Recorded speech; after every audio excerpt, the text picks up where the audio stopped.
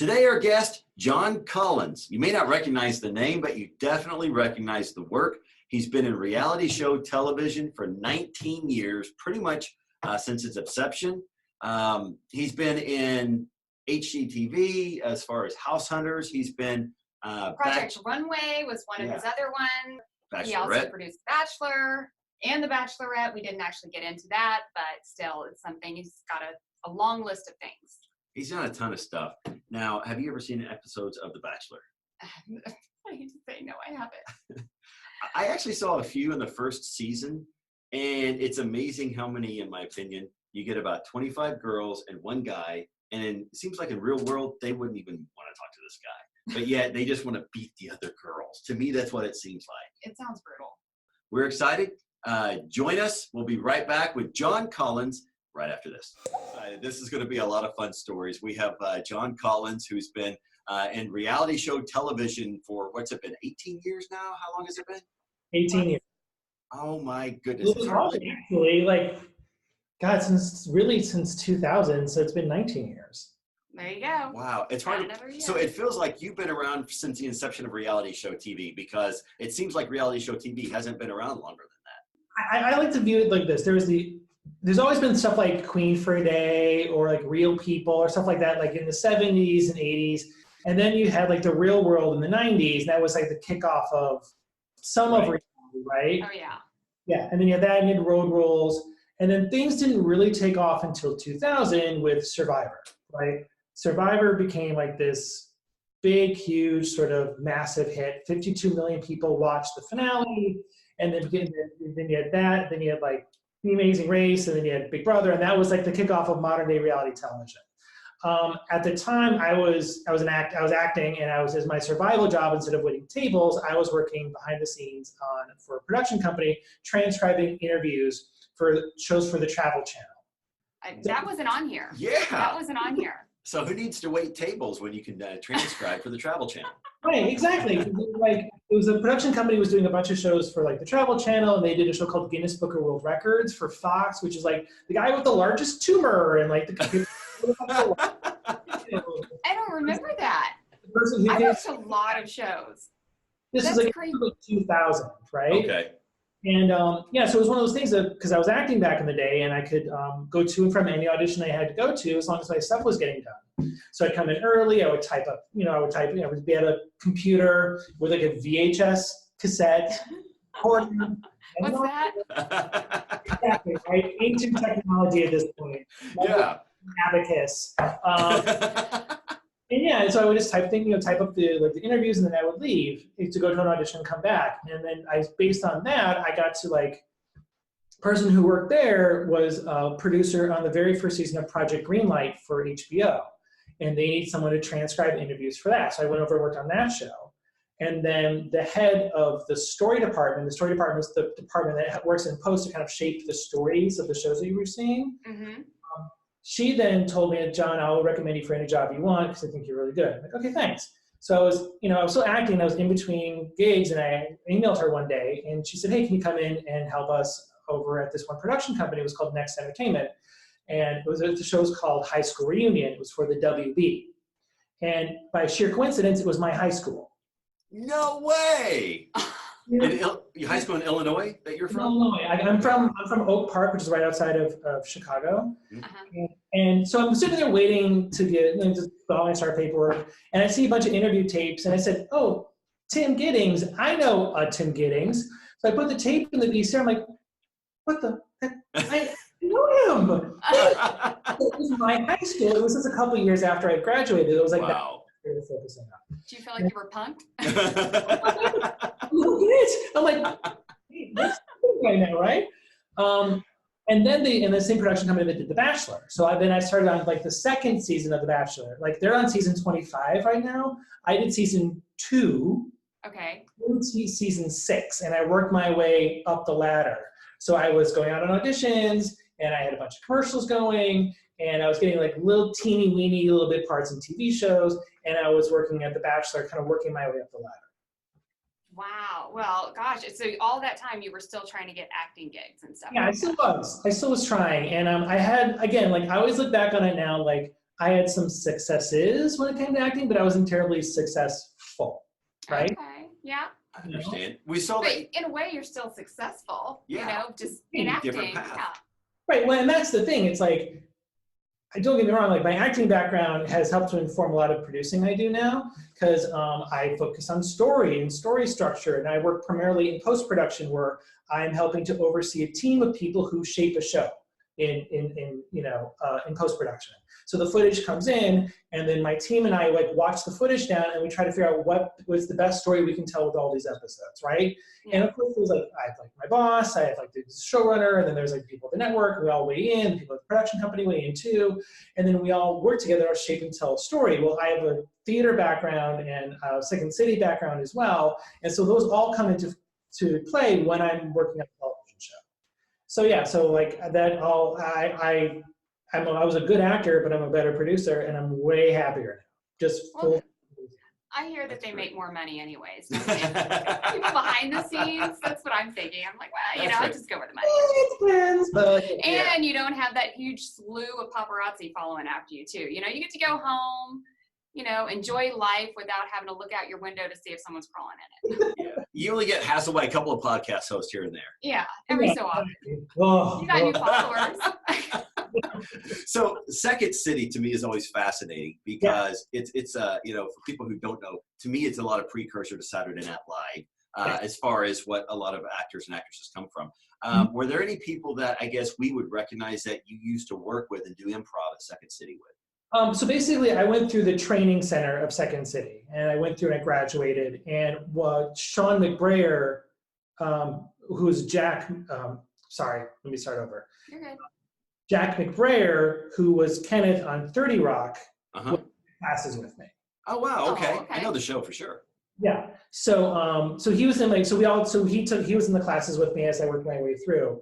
And then performing at the main stage at Second City at the time was like Tina Fey and Rachel Dratch, and a bunch of other people that you would recognize. But they were performing and I was like just learning, Okay.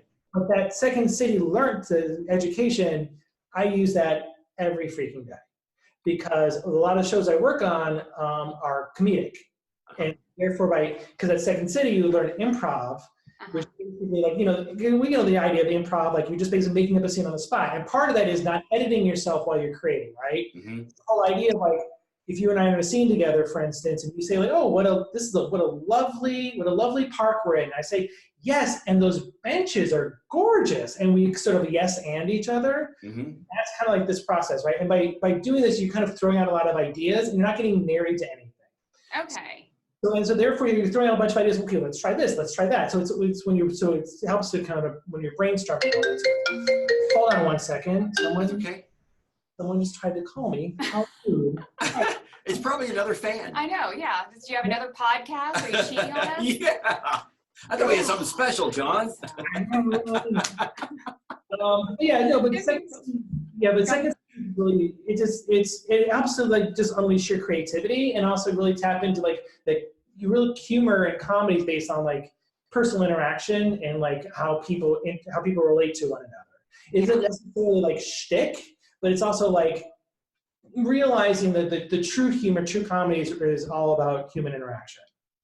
I do agree with that. That I was makes just thinking sense. like evolving in different personalities too, because that could be hard, as far as just trying to figure out, the different personalities of humor. And on the spot, for sure. So you just didn't know you were training for reality show television back in the day. It didn't really exist back in the day. So. Yeah. So you helped create it. Before we get into your producing, you mentioned acting, and we know that you were in a lot of different commercials. And you were also on one of her favorite shows. She was so excited, Bones. Yes. That you had a bit part of Bones. Yeah, a little bit part. I was like looking for you everywhere. I'm like, what season? What? And I'm like, I don't know where you are. I literally think she's on the third time to watch all the shows of Bones again. Yes. So Season 4. It's called Princess and the Pear. It basically there's a booth girl is killed at like a Comic-Con sort of convention. Yes, I know that the one. Sword, yes. Okay, and so then I was basically one of the geeky guys waiting to get a picture with one of the other booth girls when Bones and another person comes up to interview her, right? And then she leaves, and then then my line was awesome. You had a line too. The line That's got awesome. That's awesome. The line got cut, right? That's What? one thing about television is they'll shoot more, like a movie, they'll shoot more Right. Yeah. me, but I'm on camera the whole time, so I But still get. just not saying anything. Mhm. Well, No you're life. just selling it with your looks. Yeah. That's good. Yeah, just all that. So who needs lines when you're dealing with this? That's right. So I'm curious, when you're doing a part like that, do you get a chance to interact with the stars of the show, or do they just separate themselves and walk out, do their line, and go away? When I did that episode of Bones, Emily Deschanel was a producer on the show too, so she made it herself. She was very polite, and then like one of the other co-stars of the day, Marissa Coughlin, I had done a bit part on another show that she was on like a year or two before. So I said, "Hey, you were on Side Order of Life." She said, "That's where I know you from." We were chatting a little bit. So they're very friendly. They're very friendly. I mean, it's a professional work environment. Yeah. When you guys probably are in the same circles too, right? Well, yeah. I mean, it's one of those. Yeah, I mean, it's especially since Emily was a producer on the show. She wants to make sure that everyone it's her show, everyone's being treated well. Yeah. I did an episode of Less Than Perfect a couple years before then.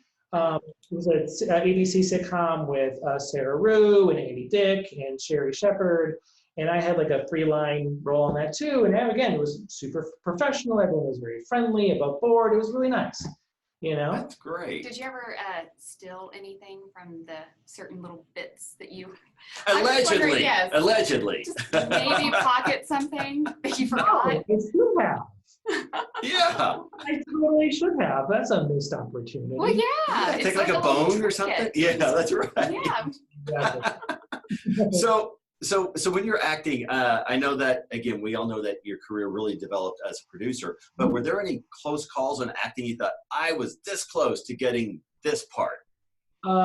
Yes, the biggest audition I ever had was for a movie called Little Man, which is one of the Wayans brothers films from like 2005, 2006, which the plot is basically Marlon Wayans plays a little person who pretends to be a toddler to get into Marlon Wayans' house, into his business, so he can steal something from him, right? I've actually seen the movie, so I know exactly what you're talking about. Okay, good. So I actually read for to play Shawn Wayans' best friend, and I actually got up to the callback for it, and I read for Keenen Ivory Wayans, and I was reading up against like all the other actors for it, including like Ian Gomez, who was like married to what's her name, who did My Big Fat Greek Wedding? Nia Vardalos. Okay. I read against him. I read against a couple other people. Like none of us looked a thing alike. And that was like the biggest thing I read for, and I made Keenen Ivory Wayans laugh, but they went with another direction, so that's fine. I also I read for Dwight on The Office. No way. Oh man, that would have been your big break right there. You would have, but then I watched the show and I'm like, I would have cast Rainn Wilson too. Yeah. So go ahead, I'm sorry. He did such an amazing job on that show, and what he did was totally iconic, and he brought something to the table that I wouldn't even have thought of. So I can't be mad at that. So the read was different. Yeah. Everyone's read is different. Okay. Have you ever a great example of this? I don't know if you've ever watched. You know the original Superman from like this. Okay, on the DVD extra, they actually have all of the screen tests from all the women who read for Lois Lane. Oh wow. Leslie Ann Warren and Stockard Channing and a couple other big actresses, and then you see Margot Kidder do the exact, doing the same scene. You see, oh, well, she just got it. Everyone else was good, but someone was the right fit for the role and right fit for the project, and she was it. And Rainn Wilson was the right fit for that. So again, I can't be mad at her. That makes sense. So do you also, I mean, as far as separating your acting life with your producer life, as far as producing, do you actually get to go in and see people do their little role, or I guess auditions? Auditions, yes. Here's the thing, like I stopped the acting thing 6 years ago. Like it was one of those things where I had fallen out of love with it. Yeah. If you really want to succeed at it, especially something like acting, it is so hard to build and maintain anything. You really have to love it, and your disdain for I don't know if I can swear anymore, but go for it. The disdain for the bullshit that you have to put up with as an actor. So before, like when I first started, like my love for acting was super, super high, and my disdain for the bullshit was very, very low. And then at some point they switched. Yeah. And after I'm like, I just like, my heart wasn't in it. My heart had moved on. My heart had moved on to producing. Because I was working my way up the ladder as I was producing, as I was trying to act. And after a while, I was getting more and more successes producing than I was acting. And after I'm like, well, what am I doing? What am I doing? Like, and then I made the decision one day, and it's that cliche of like having like a weight lifted off of your shoulders. I felt lighter. I felt relieved. I felt like, oh, okay, this is what I'm supposed to be doing. And ever since then, it's like I have not looked back. Well, that's pretty awesome, because I do think that is, you're kind of, you're building up, and then you're like, oh, okay, well, acting led to producing, and now I have this, great job that I love. I think that's, now do you love it? I love producing. I absolutely love producing. Here's the thing, I love television. I absolutely love TV. My mom jokes that the first numbers I ever learned weren't like 1, 2, 3, and 4, but were the Chicago affiliates of 2. See, I think that you would get that, because I'm like still struggling. Numbers. I get that exactly, because it was the ABC, NBC, CBS channels that you remember, and that's what, I know exactly what you're talking about. Sorry, I'll just sit over here and I mean, I used to memorize the TV Guide when I was a kid. Wow. Benson's, what's on tonight, John? My parents would say, what's on tonight? Okay, well, it's Benson on ABC. And then you have the Dynasty, and then over on ABC you have Falcon Crest, and like that sort of thing, right? And I honestly think I got into acting so I could be on TV, because I always wanted, when I was younger, I always wanted like my own sitcom. But now I get all of those jollies done by producing television, and it's super fun. That's so exciting. So was your parents supportive? Because I hear that sometimes it's just a lot of parents aren't supportive of their kids whenever it comes to that kind of, dog eat dog world. And so I didn't know whether or not your parents were supportive of that. I'm very fortunate. In fact, my parents have been very, very supportive of me. Good. That's good. That's good. Well, now, obviously, yeah. But like, when you're young and saying, hey, I want to be a big star. Of course, your mom's like, oh, you're a big star. You're special. Yeah, but just like obviously seeing it from, a whole different perspective, you going. I'd be panicked. My parents, I come from a very creative family. So my dad's an architect. My mom's a mystery writer. My older brother is an artist, and he lives in Italy. He lives in Florence. Goodness. And then my younger brother is a theater professor, and so he also directs and designs theater, and he's been doing that for years and years and years and years and years. Wow. So my whole family, we're very, very supportive of one another, and creativity has always been a big thing, like encouraging creativity, being creative, and also working really hard. Like my dad has his own architecture business, and so so I've watched him day in and day out, like doing like the grunt work of actually trying to keep a business going, but also creative at the same time. Right. And the thing is, producing, at least most reality producing, is your freelance. So you kind of go from production company to production company. So every couple of months, you're proving yourself all over again. Wow. There's this adage that like idea that Hollywood's like super liberal due to the politics of a certain number of celebrities, right? Mm-hmm. The nuts and bolts of how the business actually functions is a super right-wing wet dream. It is, and it's true.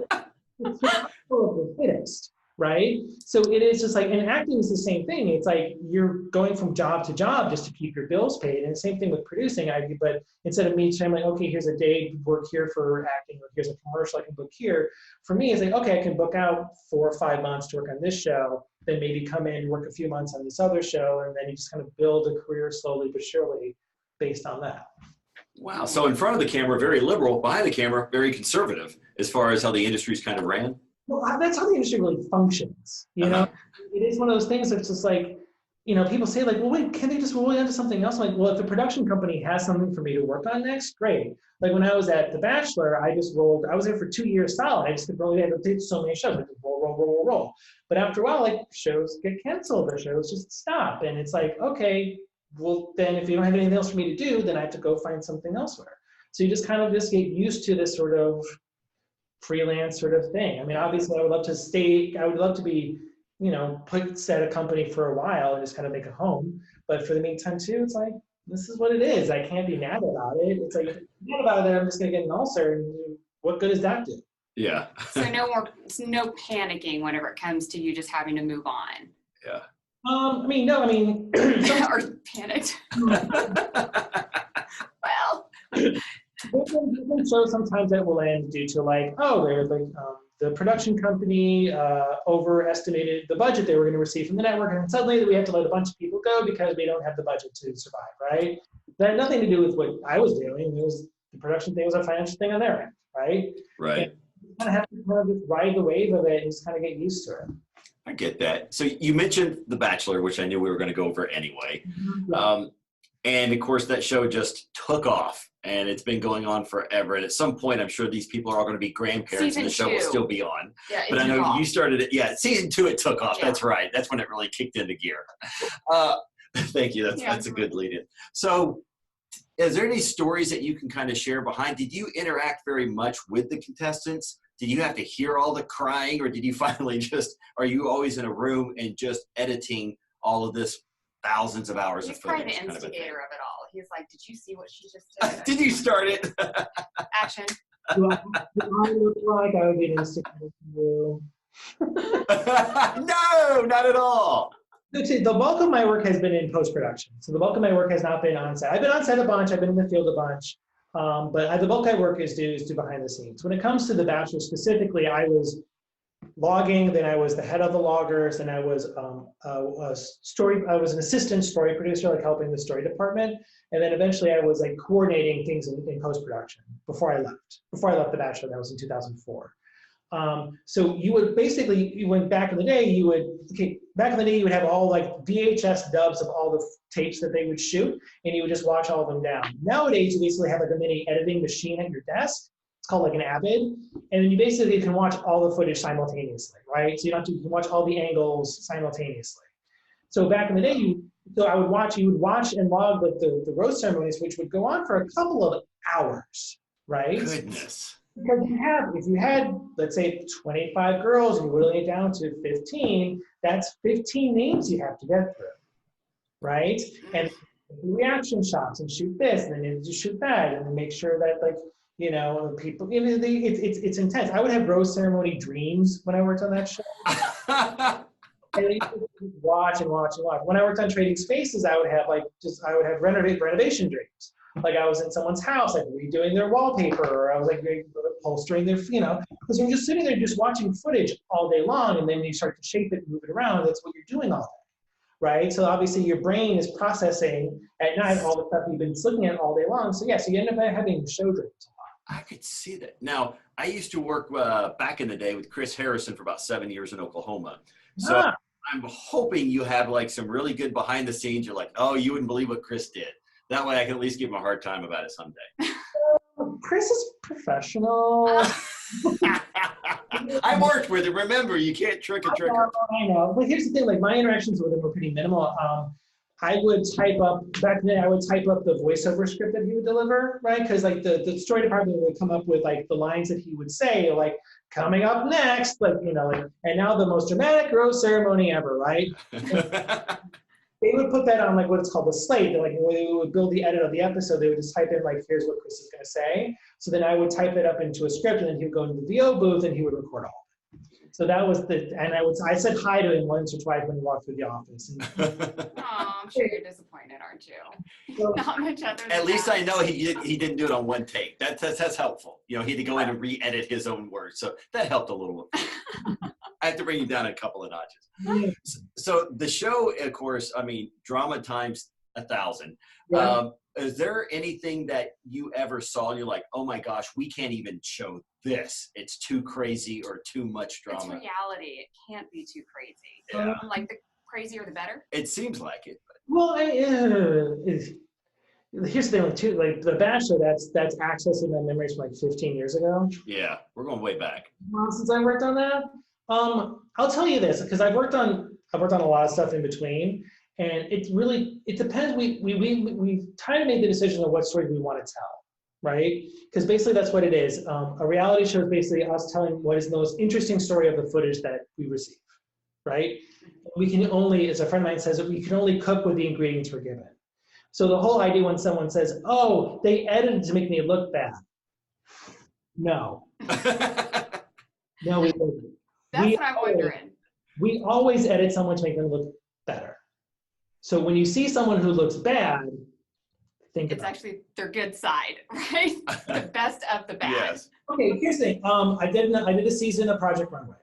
Okay, and one of the episodes we had the villain of the season, because this is how she acted, kind of got into a huge huff and stormed off set, right? And we had to justify why she was doing that.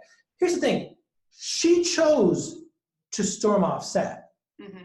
Okay, if you zoom out a little bit larger, she chose to do the show. True. No one doing a reality show is a voluntary condition. Mm-hmm. No one said to you, okay, Paul, you've had 3 DUIs. Your choice is either 6 months in prison or a fear factor. How did he know? People choose to be on the show, right? So it's one of those things where we work with what people give us. So if you're going to give us something kooky and dramatic, we may use it. Why not? I've been on some shows where they made the conscious decision, okay, a couple people got into some fights, but honestly, that doesn't make a lot of sense with the story we want to tell, so we're not going to play them, you know? And so we make the choices in the edit. But at the same time, too, when you're talking about, especially when we're talking about like a competition show, and you're talking about like the reasons why people act, everyone acts for a reason, and people do things for a reason, so you have to kind of justify why things happen. Like on Project Runway, things are broken up into like a 3-story structure, like an A story, B story, C story. And we structure every episode for a competition show or any other show based on what happens in that footage. And with this Project Runway as an example, let's say, Paul, you end up like, you get the idea, you're given, Tim Gunn gives you the directive, you make the dress, you deliver to the dress, it does well, and you don't have any problems, but you win. So then you're the C story, because you accomplished what you accomplished and you did fine. If I went in and I screwed up on something and then I'm spending the rest of the episode scrambling to make it and I barely scraped by, that's the big story, that's the A story, that's the most interesting. So that's Yeah, no, I was just saying, so you just want to be the one that constantly has so much drama that the cameras are constantly on you. Well, I mean, I guess if that's the reason for being on there is to be, the next. Everyone has their motivations of why they want to do the show, of why they want to do any sort of television show. They have their own motivations. Is it they are a designer from Nashville, they want to try to get some attention for their brand and their company. Or it's they want to go on Survivor because they like the show and they want to win $1 million. Or if it's you're a celebrity and you're trying to figure out a way to further your brand, so you decide to have a television show made about you, right? So everyone, you have your own reasons for doing things, So you have to kind of own that and kind of like accept that if you want to do this, because being on a reality show is also invasive. If it's like a docu-follow sort of thing where we're following what you're doing, Mm-hmm. that goes on for months and months and months and months and months. And while we're shooting you can't listen to music, you can't watch television, all that stuff while the camera's are on. Because here's the thing, like if you listen to music and then we play that, then we have to get the rights to that music that you're listening to. Oh God, yeah, it sounds like a lot of paperwork. And it's expensive. That's the thing. It's like reality TV shows don't have the budgets of a scripted show. So we can't afford to pay the music rights, especially if you're listening to the latest Ariana Grande. We can't afford that. We can't afford like tens of thousands of dollars per minute or whatever that is. No. So we'll have you not listen to anything and we'll put in some like music in underneath. So yeah. That's a good idea. Yeah. So well, just come to Oklahoma. I'm pretty sure everything here is a whole lot cheaper too. That's right. Just hire everybody over here and then just bring it We're back. still using 8 tracks over here, Yeah. I think. So yeah, it's pretty cheap. Okay, on this right here, and I know he probably has another question, but you did Mariah's World? Yeah. Did you produce that? I was one of the producers and post on that show. One of her singing idols. Well, yeah, singing idols. Singing. Yeah, but I've never actually watched the show, but I was just wondering about that, on whether or not that was actually interesting. Is there anything interesting? I came into that show being very neutral about Mariah Carey. Like a lot of music just wasn't necessarily my bag, but I had a lot of respect for her talent, right, and who she was. That show made me a fan of hers. Oh, really?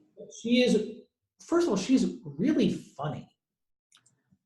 I would not have known yeah, that. I know. It's when you hear about Mariah Carey, you just kind of automatically hear so much diva that you just don't hear anything else. But she knows she's a diva. She didn't deny it. And she owns it too. And I've never seen her on the entire run of that show. I never seen her mistreat anybody. Well, You know? that's good to know. Yeah. That's good. Well, give props to. Yeah, she pulls pranks. Oh, really? Yeah, she pulled the wheel on one of the episodes, which is you can see it's on the show. She has one of a new assistants, so she pulls a prank on her, pretending that she's like her aunt. It's like, hello, I'm Mariah's aunt. I need you to go get some things for me, okay? I need to get some dinner for me and my friends. And she was so freaking funny. Okay, I'm in. You know, and she's also a really good mom. She's really great with her kids, and she's really attentive with them. And so, yeah, I mean, I had a really great time working on that show. And I came in thinking, okay, it's a job, you know, and it's a production company I'd worked for a few times. And I thought, like, okay, let's do this. And I came out of that show becoming a fan of hers. And I think she's a hers person. That's pretty cool. Yeah. That's really neat. Awesome. Well, that's really sweet of you to say that. I think how a lot of editing gets persuades people's opinions in a negative way from like American Idol or the different kind of, you know, clips that they show there. So she gets kind of a bad stigma attached sometimes to it. But she did have a heck of a voice. Yeah, she's also a really good songwriter. I mean, hell, All I Want for Christmas Is You is like one of the it's a standard. It's a classic. Oh, yeah. She's set for life just with that song. Yeah, it is a classic. Yeah. Yeah. So whenever you looked for a house for yourself, did you have cameras sitting in there like house hunters just waiting for you to open that door as a surprise and then go over it, you know, thinking, okay, well, we had house 1, 2, and 3. Is that how you shopped? No, weirdly enough. House Hunters was fun. I mean, it was, it's an institution, right? It is just like, it is a format show. It's like people like, the realities divide up into like 3 different categories. If you go like what the Emmys do, right? The Emmys awards for all TV. So there's your structured reality show, which is a show that has a format to it, like Queer Eye for the Straight Guy and House Hunters and Extreme Makeover Home Edition. There's a structure to it. There's like, you know, what happens at the beginning, what happens at the end. There's a competition show, and that's your Bachelor, that's your Project Runway, that's your Survivor. And then there's your unstructured show. It's kind of like that's like the Kardashians, right? That's kind of like just following people as they're living their lives and whatever, right? And so House Hunters, very, very structured. My dad's an architect, like I said. So back in his day, we didn't have like cameras set up and like, okay, here's this house and you do this. But no. I had a good time working on House Hunters. You know, I mean, it is what it is. It's great. It's like HGTV knows their audience probably better than anybody else. I would say. I believe that. I would say Bravo also knows their audience better than anybody else. The two of them. They know what their audience wants. They know what their audience is looking for. They know how their audience behaves. They're very specific as to what they want, so which is great. So then you can just give them what they want, you know? So yeah, I had a great time working on House Hunters. Well, that's one of my favorite shows, so I had to ask about that because it's a great show that you can just relax and watch without having to honestly think too much and follow some kind of an in-depth plot. You can just enjoy it and see what kind of houses you would pick or why they liked them. So I always enjoy that show. Vanilla Ice Project would have been cool too. You could have been one of the producers on that. Yeah, he could use you. We'll see. You know, I booked through February, so then he can come up. I'm calling her agent. Yeah, I know, right? At least you're working through that. So I knew we were going to touch on what you're doing now, vaguely, or anything that you're excited about on things that you're working on. Your little hush hush project. That's right. Well, yes, the show I'm working on hasn't been announced yet, so I can't really go into detail about it. But I'm working for the production company that does Queer Eye. And it's my second show for them in a row, so hopefully that continues. The past shows I worked on this past year, I worked on Southern Charm New Orleans for Bravo. I did a show called Racing Wives for CMT, which is basically the Real Housewives of NASCAR. Oh, how neat. Another wife show, yeah. Yeah, and then I worked a little bit on a show for Telemundo called The Riveras. So yeah, and that's that one. Yeah, and so I think that's coming out in a little bit. I helped them out for like a couple weeks. I mean, I can't wait to talk about the show that I'm working on right now, but I can't because they haven't been announced. When's it going to air or be announced? Yes. And then we can circle when back. You? Yes. As soon as I know they send out a press release, and when that happens, I can let you guys know. Oh, they don't even tell you that? Yeah. They keep everyone in the dark. Well, yeah. Well, that's the thing. They want to keep everything. We all sign every show I work on. I sign an NDA, so it's one of those things where I can't get into too much stuff. when I was on The Bachelor, they actually had several leaks happen, and actually had like brought in like outside investigators to interview everybody. Yeah, because the thing is, like, especially for those shows or those competition shows where they reveal who wins at the end, if that gets spoiled, then that's something that people are going, oh, I need to watch it now. So suddenly the ratings go down. So that's a loss of money. So that's why they have these big juicy NDAs, especially for the bigger shows, of like basically saying, yeah, we'll sue you for a ton of money if you reveal anything. So that's but why. How do you even know who the rat is? Well, that's the thing. You know, you got to figure it out. That's the investigators. Yeah, I know, there's right? another reality show right there to figure out who's the rat. So speaking of which, do you get pitched like a lot of people say, oh, I've got a great idea for a reality show? Do you get constantly pitched for things like that? Usually through LinkedIn. Mhm. LinkedIn, people just random people go, oh my God, I have this fantastic idea for a reality show. I'm so amazed. Once it comes to my life would be a great reality show, that's a red flag. That's the title of it. My life would be a great reality. I'm sure everyone's would. Oh, I have a great idea because I'm doing this one woman emailed me out with it. I'm a realtor and realty is like super interesting. And I'm like, Now, I kind of agree with that. I don't even watch the reality show of the realtors that are in New York and everything. Oh, the $1 Too. million So, listing. Yeah, Yeah. $1 million listing. Yeah. if it's, yeah, but if you're like, you know, if you're just, Oklahoma. well, if you're selling single family homes, like in this particular, it's in San Diego, I'm like, okay. Eh, I get it. Yeah. yeah, I get it too. But see, yeah, our lives would be very boring for a reality show. But a great one would be 2 podcasters from Oklahoma. That would probably be a really big hit, I'm sure. Go Yeah. on, I'm listening. Mull that one over. I know. And we're not on LinkedIn, so obviously we're really good players here. That's right. Yeah. So you know it's authentic. Yeah, we're just pretending to record all this. This is really an interview. Yeah, it's been a long pitch. Yeah. I'm into it. Awesome. I think you're our favorite, John. We'll get one of our chief lawyers on you. Yeah, that's right. Thank you. Thanks so much for being on. We had a blast getting to hear all the different behind-the-scenes stories. And we can't wait for it to come out. And then that way, whenever it does, and you can talk about it, we can come back to you and you can tell us everything then. Yes. I would love that. You guys have been awesome. Yes. We appreciate you. All right, we will circle back again as soon as the press release comes out. Sweet. Thank you, guys. Thanks, John. Have a great day. Thank you. Thank you. Bye. What surprised me, I thought he was going to have some great Mariah Carey stories about, oh, you wouldn't believe what she did. You know, she only wanted green M&Ms. But he said she was actually cool. I know. It was kind of, I mean, actually, it was really because, you know, again, I love Mariah Carey and I listened to her albums so many times whenever they actually came out with a CD, you know, this is a boombox and a CD. So it was pretty insightful. Pretty cool. Can you hit that high note she does? I tried. Glass breaking. No? Okay. Can't do it. He also did Project Runway, which I thought was neat that he talked about. You asked a good question, and I wasn't really paying attention like I should to. But you asked a good question that you asked about, did it really make people villains? Did it turn them to villains? And he said, no. He said, all this does is basically blow up somebody's real personality. We actually try to make them look better than what they actually were.